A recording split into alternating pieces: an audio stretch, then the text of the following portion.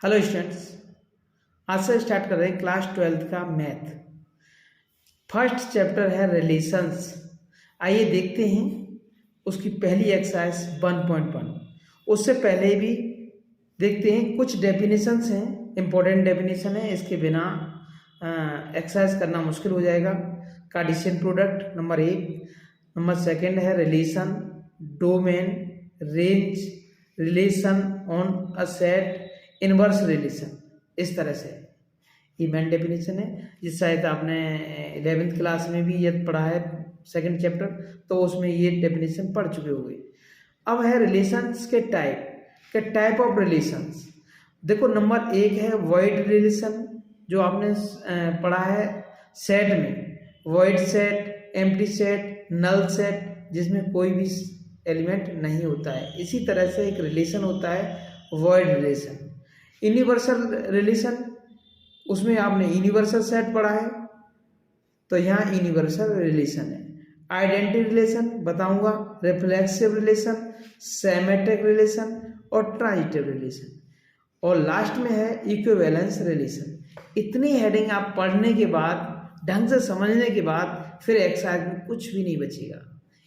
इसके बिना आप एक्सरसाइज नहीं कर सकते हो। और ये सब हेडिंग, ठीक है, डेफिनेशंस तैयार कर लें तो उसके बाद एक्सरसाइज में कुछ भी नहीं बचेगा, आसानी से खुद में खुद कर सकते हो आप।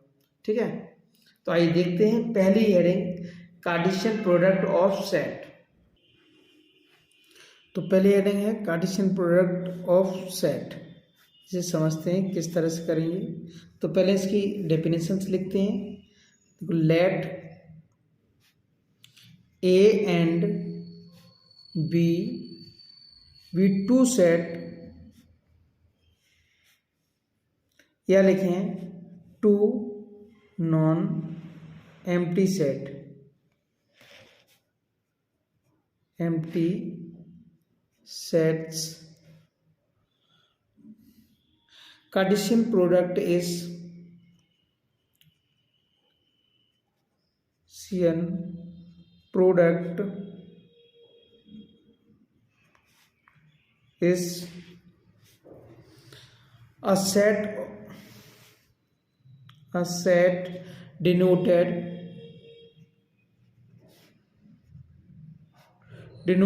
as A cross B। इसे हम A क्रॉस B से डिनोट करते हैं।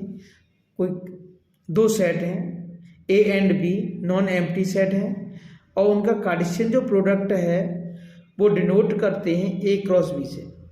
ठीक है, A क्रॉस B, समझो A कॉमा B एक ऑर्डर पेयर में लिख दिया, सच दैट A बिलोंग करेगा A को। जो फर्स्ट एलिमेंट होगा वो फर्स्ट सेट को बिलोंग करेगा। ऑर्डर पेयर का सेकंड एलिमेंट होगा, जो सेकंड एलिमेंट होगा वो सेकंड सेट को बिलोंग करेगा, सेकंड सेट। ठीक है, तो एंड बी बिलोंग करेगा बी को। इस तरह से होता है। जैसे कोई एग्जांपल लेते हैं, ए इक्वल टू एक सेट है 1 2, बी है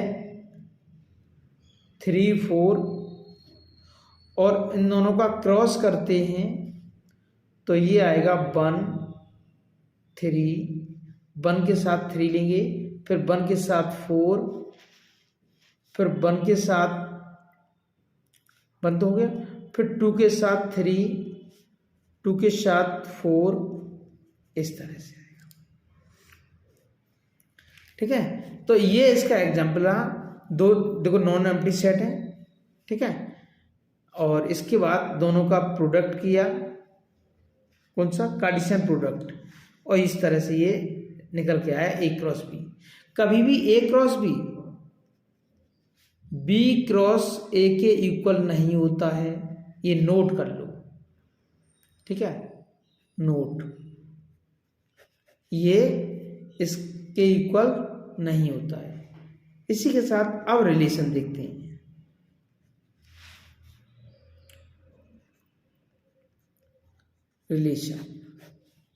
रिलेशन में देखते हैं, let A and B two non empty set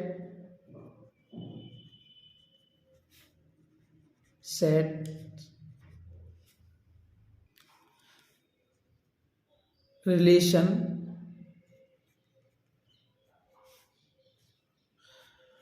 from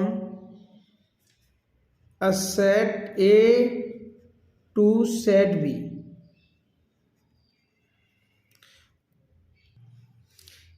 is subset of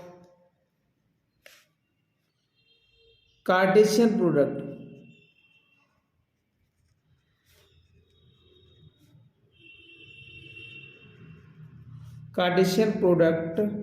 of A and B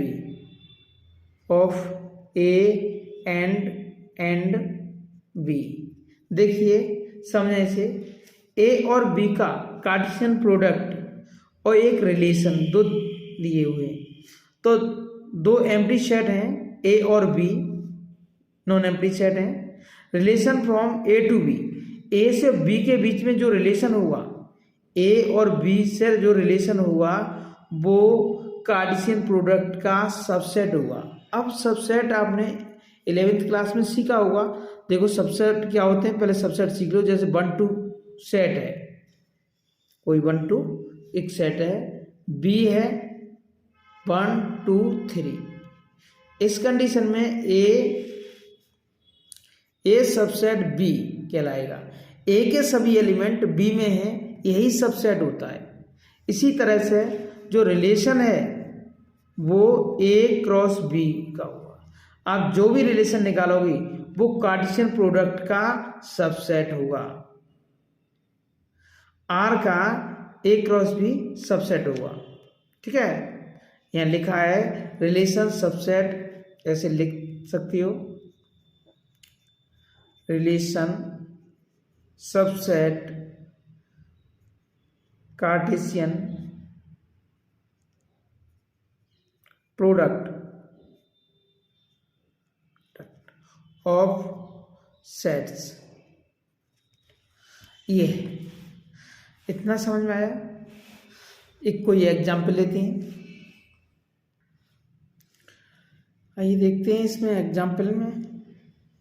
suppose that पिछला जो एग्जाम्पल है उसी में एक रिलेशन ले लिया 1 3 2 4, ये रिलेशन ले लिया।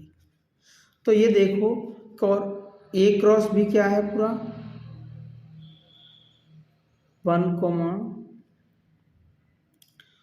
3 1 4 2 3 2 4, इस तरह से। तो यहाँ से देखो आर जो रिलेशन है वो ए क्रॉस बी का क्या है, सबसेट है। बस यही एग्जाम्पल है। बाकी एग्जाम्पल एक्सरसाइज में दिए हुए वो तुम सब खुद समझ जाओगे, एक्सरसाइज कराएंगे तब। तो इसके बाद देखते हैं टोटल नंबर ऑफ रिलेशन। देखो total number of relation, total number of relation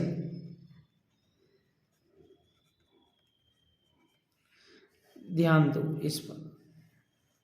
यदि हम ए क्रॉस बी करें और उसका कोई भी रिलेशन निकालें तो टोटल नंबर ऑफ रिलेशन किस तरह से निकलेंगे। If n is equal to A दिया है, जैसे m है, और n is equal to N B equal to n दिया है, तो a क्रॉस बी क्या होगा, उसमें भी n, m इंटू n, यानी ये हो जाएगा mn। इतना समझ में आया कि इन दोनों का मल्टीप्लाई हो जाएगा। अब यहां से आप टोटल नंबर ऑफ रिलेशन निकालते हैं। टोटल नंबर ऑफ रिलेशन, ध्यान दो 2 की पावर mn, ये नंबर रहेंगे इन दोनों का। जैसे एग्जाम्पल लेते हैं, इसमें ए इक्वल टू 2 एलिमेंट हैं और बी में कितने हैं 3 हैं, तो ए क्रॉस बी में कितने होंगे n लगा दो आगे। 2 इंटू 3 कितने हो जाएंगे 6 एलिमेंट हो जाएंगे। टोटल नंबर ऑफ रिलेशन कितने होंगे 2 की पावर 6, इतना निकल के आएगा। इस तरह से होता है कि अभी कभी कोई पूछता है कि कितने रिलेशन मैक्सिमम हो सकते हैं, तो वो रिलेशन इतने हो सकते हैं मैक्सिमम 2 की पावर 6। ठीक है, आइए देखते हैं डोमेन। आपकी थर्ड हेडिंग है डोमेन। रिलेशन हो गया, कार्टेशियन प्रोडक्ट हो गया, डोमेन देखते हैं डोमेन क्या होता है। तो domain the set of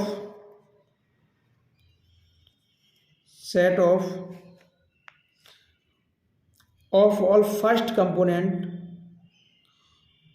of all the first component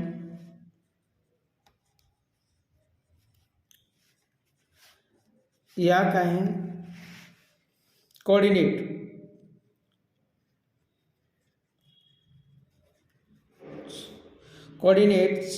of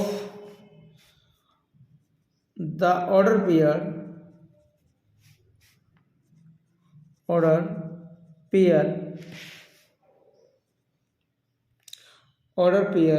belonging to R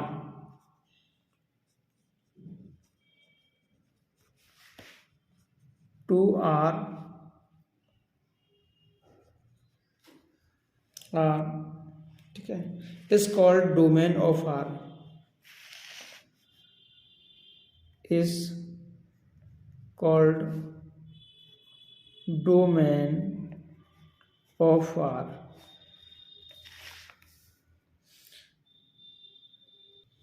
देखिए डोमेन क्या होगा, डोमेन होगा ए, पहला कंपोनेंट लिखा है फर्स्ट कंपोनेंट या first coordinate of order pair belonging to R is called domain. तो डोमेन होगा ए, किसका होगा ए बी बिलोंग करेगा आर। इसमें जो पेयर है उसका फर्स्ट एलिमेंट, फर्स्ट कंपोनेंट या फर्स्ट ऑर्डर, ठीक है, वो होगा डोमेन। जो डोमेन होगा वो सबसेट होगा किसका ए का, यानी डोमेन में सभी के सभी एलिमेंट ए में होंगे। डोमेन के सभी एलिमेंट किस में होंगे ए में होंगे। इसका मतलब है कि ये सबसेट होगा एक में। बराबर भी हो सकते हैं, सभी भी हो सकते हैं, यही सिंबल होता है सबसेट का। बराबर भी होते हैं, हाँ ये है। जैसे कोई एग्जाम्पल लेते हैं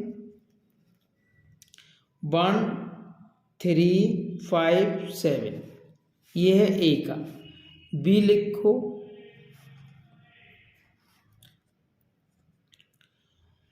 2 4 6 8। इनका जो रिलेशन बनेगा वो बनेगा क्या 1 8। रिलेशन लिख रहे हैं, कार्टेशियन प्रोडक्ट नहीं, रिलेशन लिख रहे हैं। 1 8 3 6 5 2 1 4, इस तरह से ये रिलेशन होगा।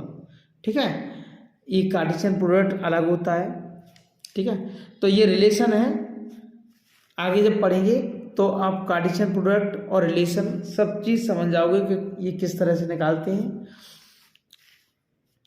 तो इसमें आप डोमेन बताएं कि डोमेन ऑफ आर कितना होगा।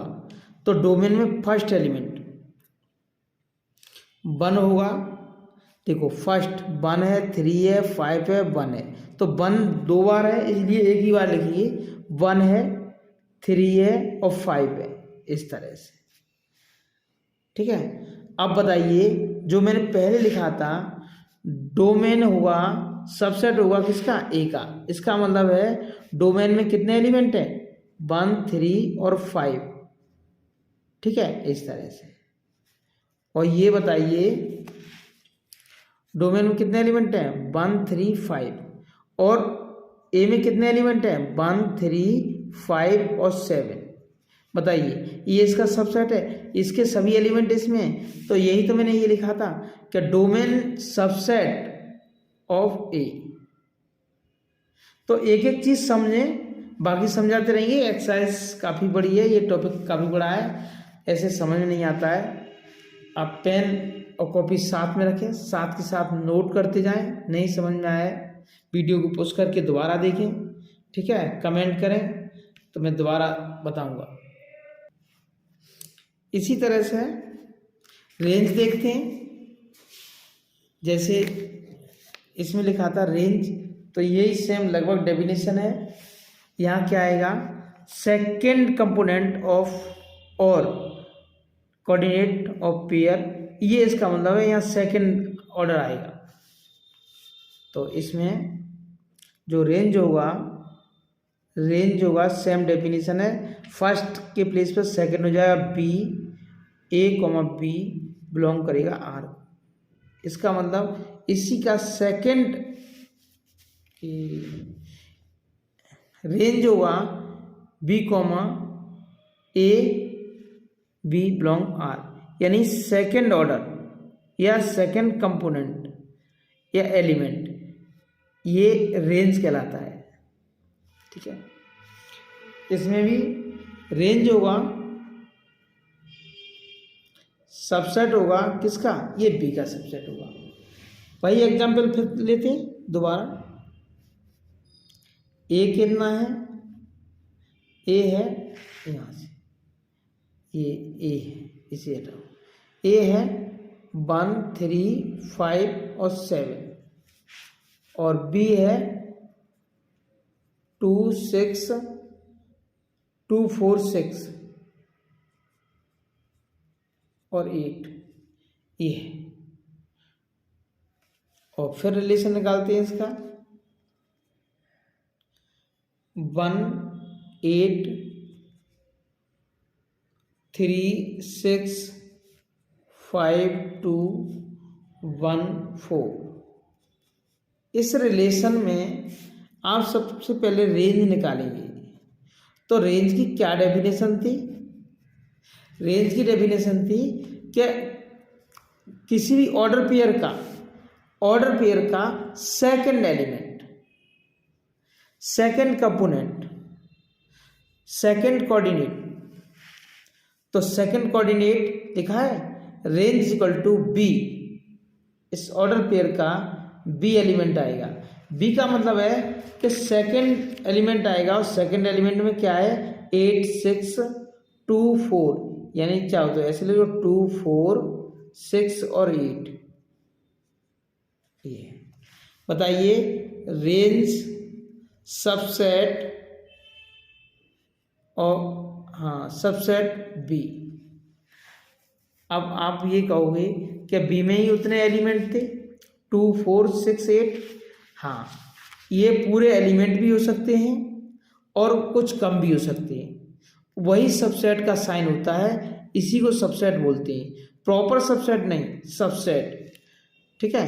देखो 2 4 6 और 8, ये इस तरह से, यहाँ भी ये 2 4 6 8, ये सबसेट है इसका। सभी के सभी एलिमेंट इसमें हैं।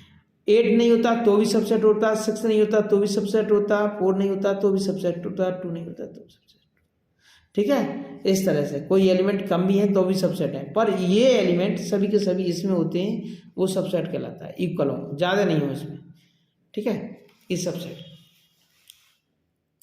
इतना हुआ क्लियर। इसके बाद हेडिंग क्या है देखते हैं। 5th हेडिंग है रिलेशन ऑफ अ सेट। इसमें क्या है, let A be a non void set. कोई ए सिंगल ए, इसमें बी नहीं है, A be a non void set, कोई वॉइड सेट है, नॉन वॉइड सेट है, ठीक है। Then the relation from A to, then कोई रिलेशन बनेगा फ्रॉम ए से इट सेल्फ, ए से ए में ही रिलेशन बनेगा। इट सेल्फ का मतलब है ए का रिलेशन ए से ही होगा। आज that subset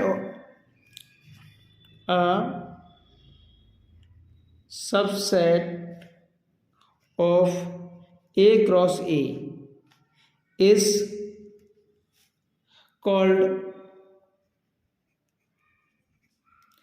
called of R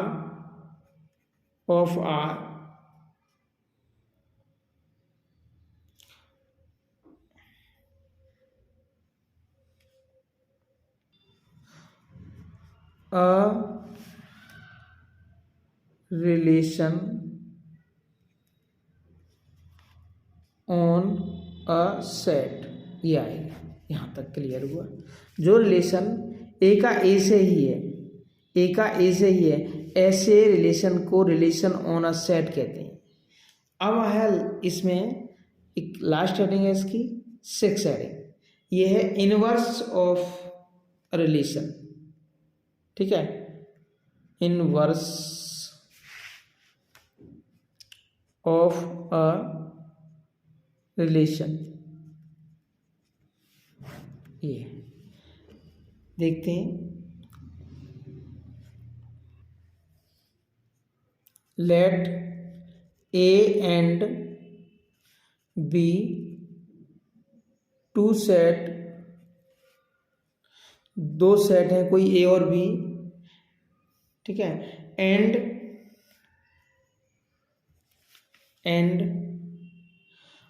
late, उसमें लेट कर लो, relation R be a relation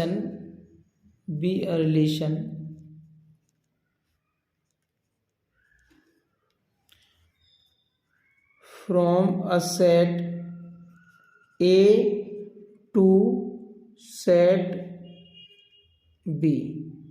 कोई ए और बी, देखो यहां से देखो, कोई ए और बी दो सेट हैं, तो जब उसका रिलेशन निकालेंगे ए से ले बी में, ए से बी के लिए रिलेशन निकालेंगे, ठीक है, देन तो उसका इनवर्स कैसे निकालेंगे, then inverse of R denoted of R inverse. उसे जब कोई ए से बी का रिलेशन निकालेंगे तो उसका जो इनवर्स निकालेंगे वो हम डिनोट करेंगे आर इनवर्स। किससे डिनोट करेंगे, आर इनवर्स से। और is a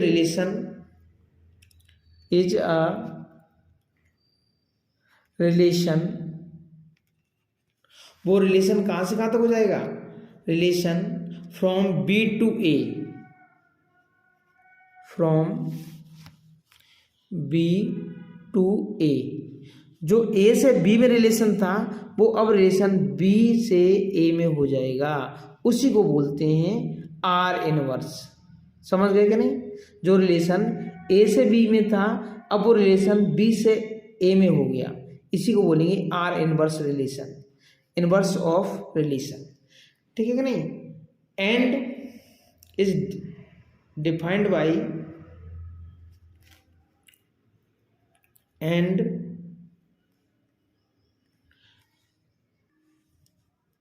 is defined by R inverse B comma A such that R inverse B comma A such that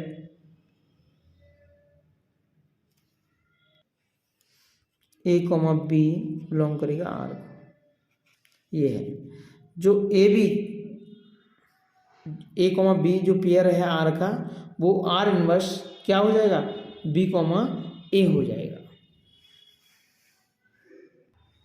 जैसे कोई एग्जाम्पल लेते हैं, आर इज इक्वल टू 1 3 1 4 2 3 2 4, इस तरह से है।